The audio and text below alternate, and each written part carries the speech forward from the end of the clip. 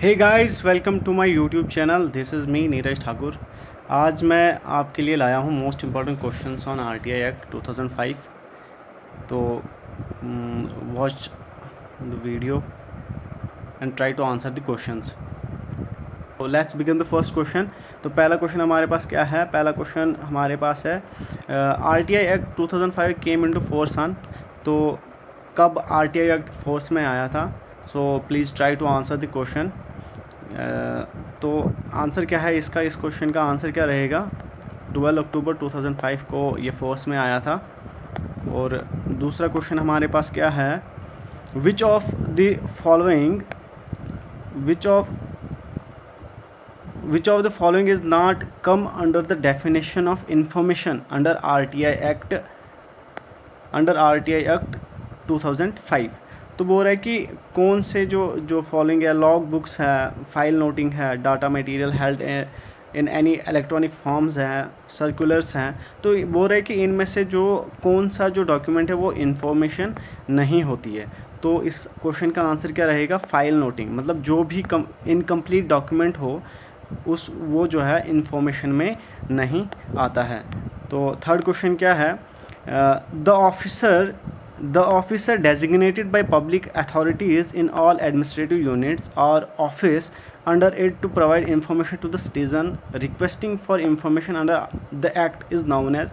बोल रहा है कि जो आरटीआई एक्ट है उसके अंदर जो हम कौन सी जो पब्लिक अथॉरिटी जो है एडमिनिस्ट्रेटिव ऑफिसर कौन होता है उसका जो हमें क्या है इंफॉर्मेशन प्रोवाइड करता है। तो कौन होता है? तो पहला ऑप्शन हमारे पास क्या है? Appellate authority, chief information commissioner, public information commissioner and assistant public information commissioner. तो इस क्वेश्चन का आंसर हमारे पास क्या रहेगा? पब्लिक इंफॉर्मेशन ऑफिसर जो है ये ऑफिसर होता है जो क्या करता है? इंफॉर्मेशन प्रोवाइड करता है। तो फोर्थ क्वेश्चन क्या है? What is the time limit to get information under RTI act 2005? बोल रहा है कि क्या लिमिट क्या है इस एक्ट में जो हमें इंफॉर्मेशन मिलती है, कितनी लिमिट है, कितने दिनों में हमें इंफॉर्मेशन मिलती है इस आरटीआई एक्ट में? तो इसका आंसर क्या रहेगा? तो पहला ऑप्शन क्या है? 15 days, second 45 days, 60 days and 30 days. तो इस क्वेश्चन का आंसर क्या रहेगा? हमारे पास 30 डेज़ इस क्वेश्चन का आंसर रहेगा। 30 डेज़ में हमें क्या है इन्फॉर्मेशन मिलती है। जो फिफ्थ क्वेश्चन क्या है? What is the time limit to get the information concerning the life and liberty of the person?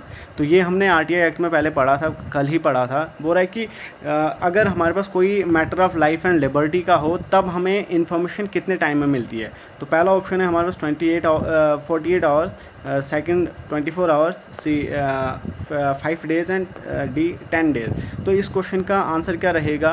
Please try to answer the questions. तो इस क्वेश्चन का आंसर रहेगा हमारे पास 48 आवर्स। जब भी हमारे पास कोई लाइफ एंड लिबर्टी का मैटर रहता है तो हमारे पास तब इंफॉर्मेशन कब मिलती है? 48 आवर्स में हमारे पास पूरी इंफॉर्मेशन मिल जाती है। तो सिक्स्थ क्वेश्चन हमारे पास क्या है? बोल रहा है कि if the interest of third party are involve in information sought for the maximum time limit to get the information will be. तो कितने दिनों में तब इंफॉर्मेशन मिलती है जब हमारे पास कोई थर्ड पार्टी जो है इन्वॉल्व रहती है? इसमें कितने दिन में मिलती है? पहला ऑप्शन हमारे पास है 30 डेज़, सेकंड ऑप्शन हमारे पास 40 डेज़, थर्ड ऑप्शन हमारे पास 45 डेज़ एंड फोर्थ ऑप्शन हमारे पास 60 डेज़। तो जब हमारे पास थर्ड पार्टी इन्वॉल्व रहती है तब हमारे पास इंफॉर्मेशन कब मिलती है? ये हमारे पास मिलती है तब 40 डेज़ में। तो नेक्स्ट क्वेश्चन हम देखते हैं। सेवन्थ क्वेश्चन हमारे पास क्या है? If the information sought has been supplied by third party or is treated as confidential by that third party, the third party must be given a representation before the PIO in reply to the notice issued to him within dash days from the date of recipient of such notice। बोल रहे कि जब हम कोई information sort करते हैं, कोई information चाहिए होती है, तो अगर वो हमारे पास क्या है कि वो इन्फॉर्मेशन जो है कॉन्फिडेंशियल होती है। मतलब क्या है कि वो इन्फॉर्मेशन मतलब जो क्या है वो इन्फॉर्मेशन वो दे नहीं सकते हैं as per the section 8 of the RTI act जो हमारे पास डिस्क्लोजर्स हैं। तो अगर वो कॉन्फिडेंशियल है तो वो उसमें वो जो थर्ड पार्टी जो है वो पीआईओ को कब बताती है कि हाँ जी ये जो इंफॉर्मेशन है ये कॉन्फिडेंशियल। तो इस क्वेश्चन का ऑप्शन है हमारे पास 5 days, 15 days, 10 days and 7 days. तो इस क्वेश्चन का आंसर आएगा 10 डेज़। 10 डेज़ तक उनको बता देना होता है कि this information is confidential.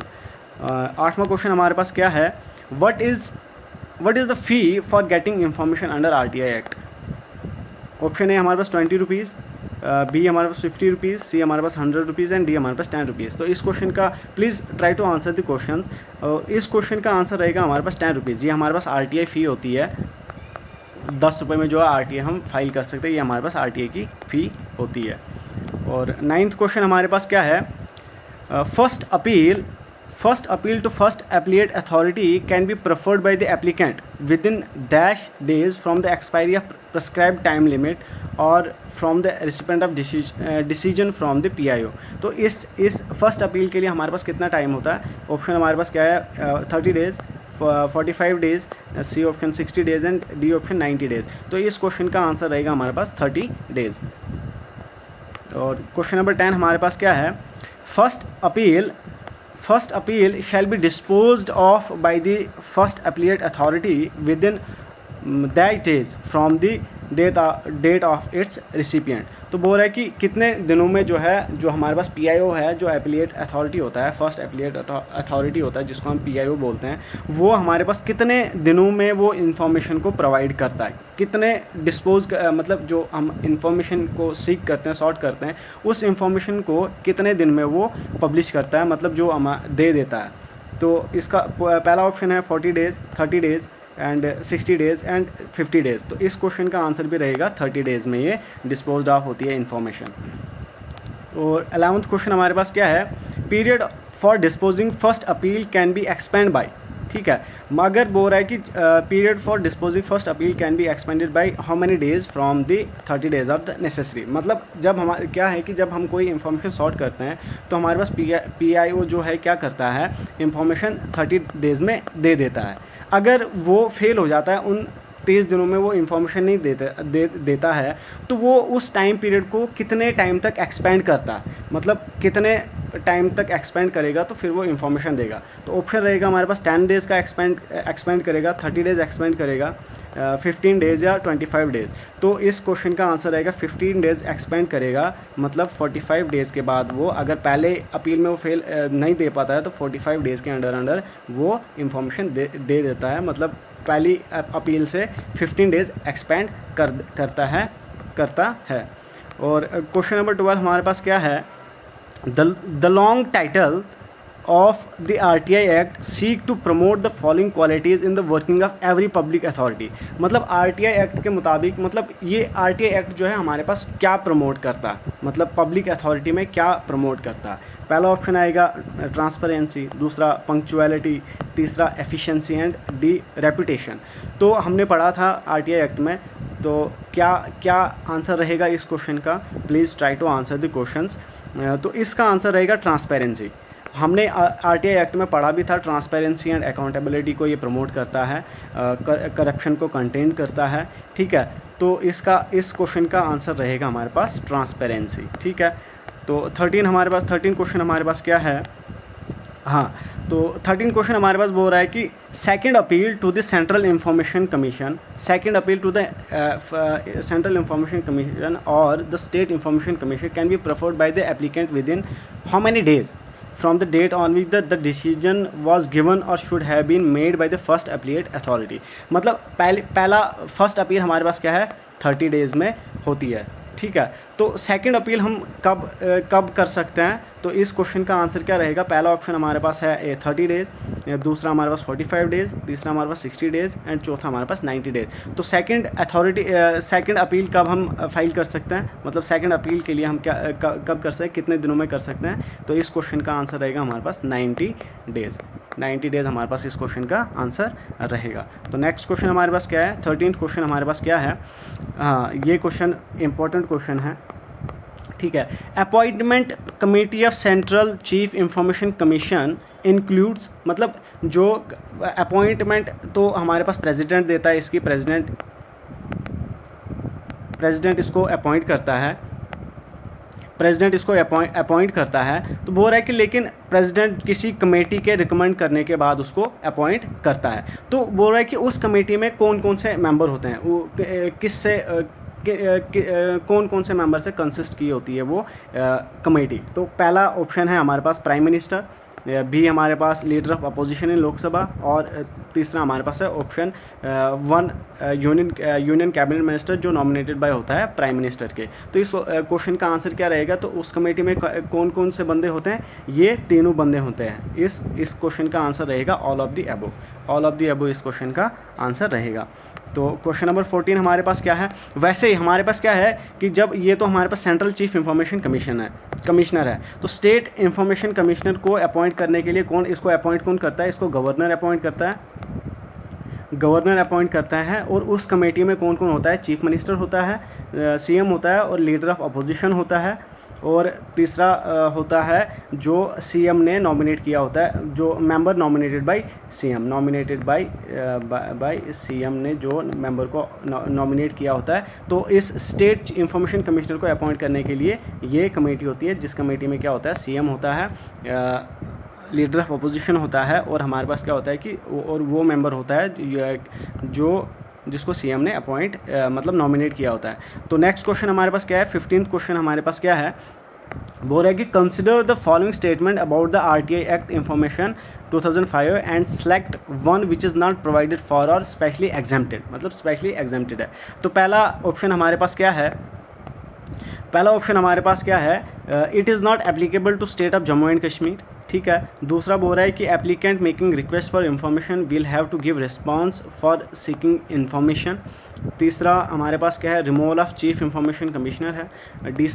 D हमारे पास क्या है, every information commissioner shall hold office for 5 year और टिल एज 65। तो इस क्वेश्चन का आंसर हमारे पास क्या है, ऑप्शन नंबर सी रहेगा इस क्वेश्चन का answer, removal of chief information commissioner. ये इस क्वेश्चन में एक थोड़ा सा मेरे को ये लग रहा है कि ये जो पहले क्या होता था, आरटीआई एक्ट जो है पहले जम्मू एंड कश्मीर पे एप्लीकेबल नहीं था, but after abrogation of article 370 तो ये भी जो है ये जो आरटीआई एक्ट जो है ये जम्मू एंड कश्मीर पे भी लागू हो गया, मतलब अभी ये एप्लीकेबल होता है जम्मू एंड कश्मीर पे भी। और एक इन्फॉर्मेशन यहाँ पे, अभी पहले क्या होता था, जब 2005 के अकॉर्डिंग जो मतलब आरटीआई एक्ट था, तब हमारे पास क्या है, टेन्योर होता था, 5 ईयर्स का टेन्योर होता था चीफ इंफॉर्मेशन कमिश्नर का, मतलब जितने भी मेम्बर्स हैं। लेकिन अब जब अमेंडमेंट हो गई थी, अमेंडमेंट एक्ट जो आया था, जो 2019 वाला आरटीआई अमेंडमेंट एक्ट था, उसमें उन्होंने साफ साफ कर दिया कि इनका जो टेन्योर है अभी 3 ईयर्स का होता है। ये हमने वैसे पढ़ा हुआ है कि जो पहली वीडियोस मैंने डाली है उसमें हमने पढ़ा हुआ है। तो इस क्वेश्चन का अभी particular according to the question अभी इसका आंसर जो है removal of chief information commission है, ठीक है। तो नेक्स्ट क्वेश्चन हमारे पास क्या है, 16 क्वेश्चन हमारे पास क्या है, 16 क्वेश्चन बोल रहा है कि the RTI act gives right to seek information from the following. मतलब जो आरटीआई एक्ट जो है इन्फॉर्मेशन ले, मतलब किस से हम इन्फॉर्मेशन ले सकते हैं, ठीक है, किन किन से हम इन्फॉर्मेशन ले सकते हैं। पहला ऑप्शन बोल रहा है कि प्राइवेट कंपनीज, दूसरा बोल रहा है एमएनसीज, तीसरा बोल रहा है एसोसिएशन, मतलब तीसरा बोल रहा है पब्लिक अथॉरिटीज़, एंड चौथा बोल रहा है एसोसिएशन। तो हम किस से लेते हैं, पब्लिक अथॉरिटीज़ से हम क्या करते हैं, इन्फॉर्मेशन लेते हैं, ठीक है। तो हमारे पास 17 क्वेश्चन क्या है, 17 क्वेश्चन हमारे पास बोल रहा है कि सेंट्रल चीफ इंफॉर्मेशन कमिश्नर जो है इज़ अपॉइंटेड बाय, कौन अपॉइंट करता है सेंट्रल चीफ इंफॉर्मेशन कमिश्नर को, president, vice president, prime minister और होम मिनिस्टर। ये अभी मैंने ऊपर डिस्कस किया, इस क्वेश्चन का आंसर रहेगा प्रेसिडेंट अपॉइंट करता है chief information, central chief information commissioner को। सो स्टेट चीफ इंफॉर्मेशन कमिश्नर को कौन अपॉइंट करता है, गवर्नर, ठीक है। तो ये कुछ इम्पोर्टेंट क्वेश्चंस हैं, ये भी इम्पोर्टेंट है मेरे हिसाब से। और 18 क्वेश्चन हमारे पास क्या है, 18 क्वेश्चन हमारे पास क्या है, बोल रहा है कि under RTI act the ground of complaint could be, मतलब आरटीआई के एक्ट के अंदर जो कंप्लेंट का जो ग्राउंड है वो क्या हो सकता है, पहला बोल रहा है कि बीइंग आस्क्ड टू पे एन अनरीजनेबल अमाउंट ऑफ फी, ठीक है, पहला ऑप्शन बोल रहा है। दूसरा ऑप्शन बोल रहा है बीइंग गिवन इनकम्प्लीट और फॉल्स इंफॉर्मेशन।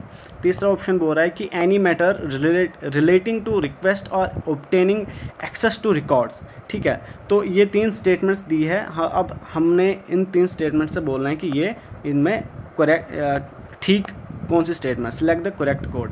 पहला बोल रहा है कि ऑल, ऑप्शन है पहला बोल रहा है कि all first second and third, B बोल रहा है 1 एंड थर्ड, सी बोल रहा है third and second and third. तो इस क्वेश्चन का आंसर रहेगा ये तीनों होती हैं। जब हमारे पास कोई अनरीजनेबल अमाउंट ऑफ फ़ी मांगता है तब भी हम आरटीआई उनसे जवाब पूछ सकते हैं। क्यों? जब हमें कोई फॉल्स इंफॉर्मेशन प्रोवाइड करता है तब भी हम बोलेंगे। तो जब हमें किसी रिकॉर्ड में एक्सेस करना हो, किसी रिकॉर्ड हमें चाहिए, कोई इंफॉर्मेशन चाहिए किसी डिपार्टमेंट या किसी के रिलेटेड में, तब भी हम आरटीआई फाइल कर सकते। तो इस क्वेश्चन का आंसर रहेगा ऑल ऑफ दी अबव।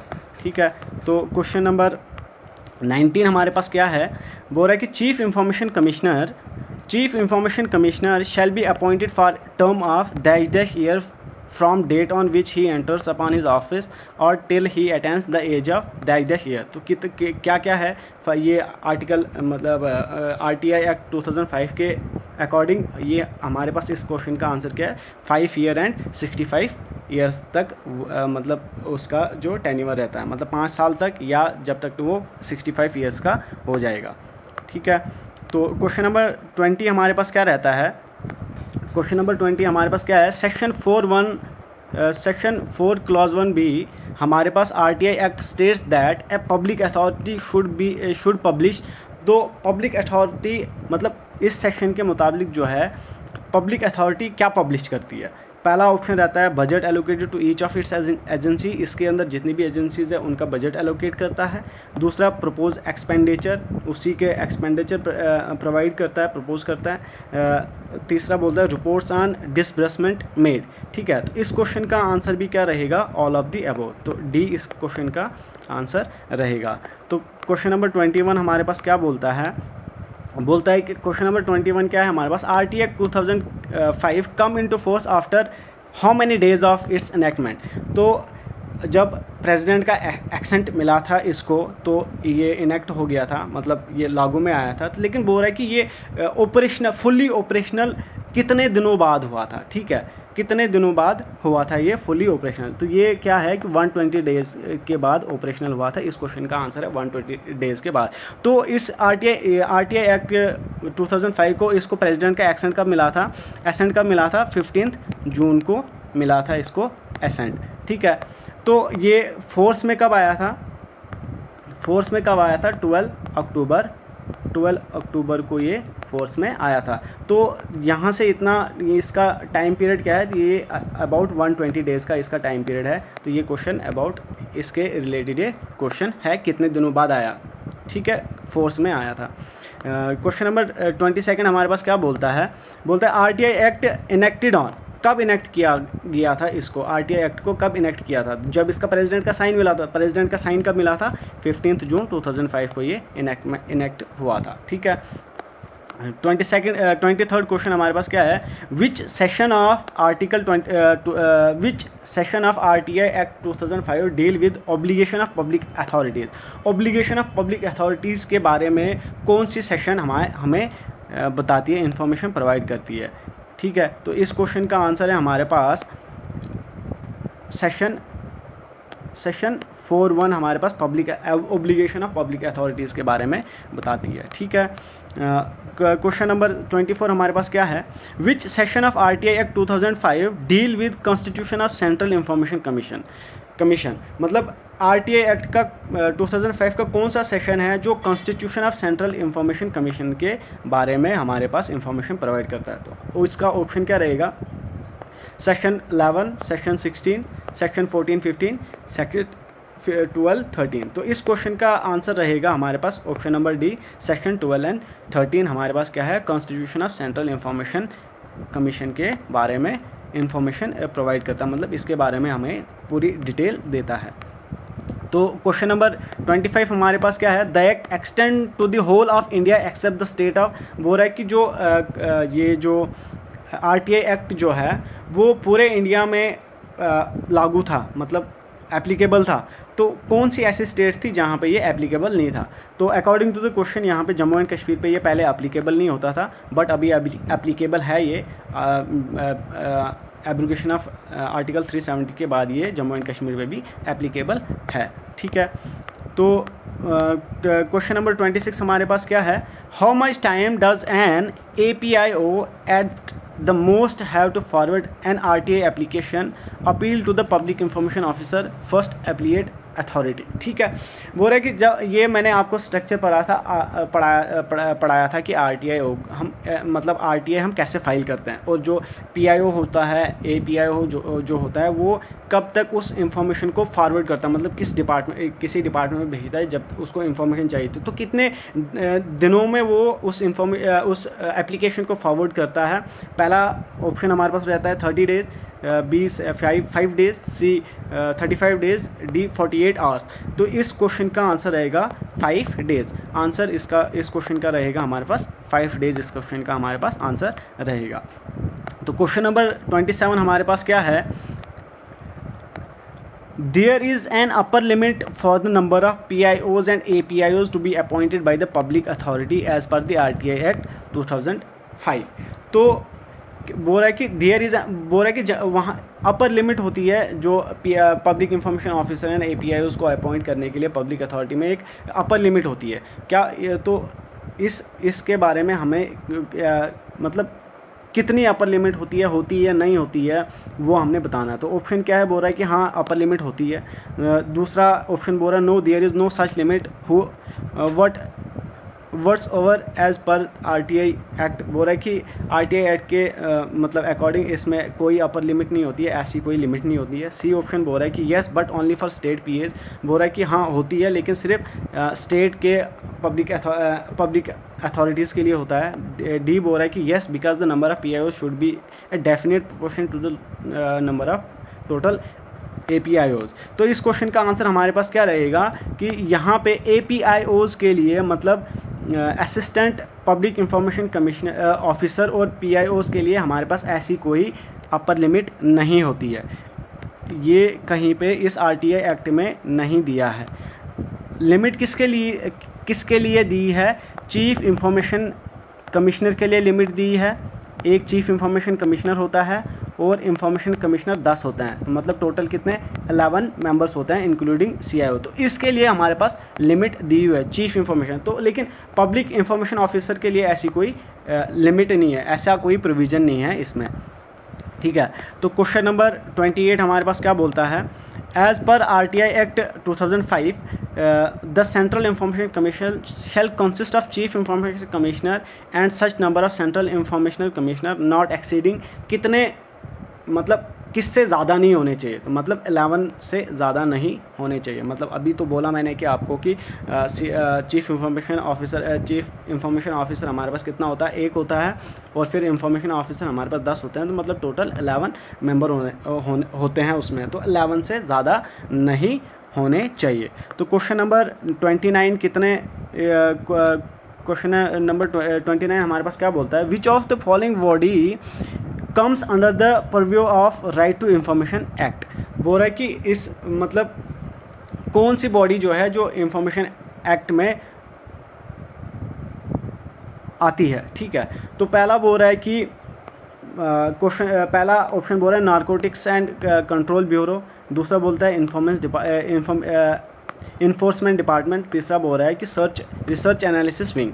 ठीक है, तो ये कोई भी नहीं आती है, तो इस क्वेश्चन का आंसर है नॉन ऑफ दी अबव। ये कोई भी RTI इंफॉर्मेशन में मतलब इसमें नहीं आती है, मतलब आप इनसे कोई इंफॉर्मेशन नहीं ले सकते। तो इसको कहाँ से एग्जाम्प्ट किया है, सेक्शन 24(1) से इसको एग्जाम्प्ट किया है, इसको भी सेक्शन 24 से एग्जाम्प्ट किया है, और इसको ये सेक्शन 8 से एग्जाम्प्ट किया है डिस्क्लोजर अंडर RTI एक्ट से। मतलब ये तीनों जो हैं RTI एक्ट में इसको हम प्रिव्यू नहीं कर सकते हैं। तो क्वेश्चन नंबर 30 हमारे पास क्या है, this is the last question of the video. तो क्या है ये 30 क्वेश्चन हमारे पास क्या है, if public information officer fail to give information to the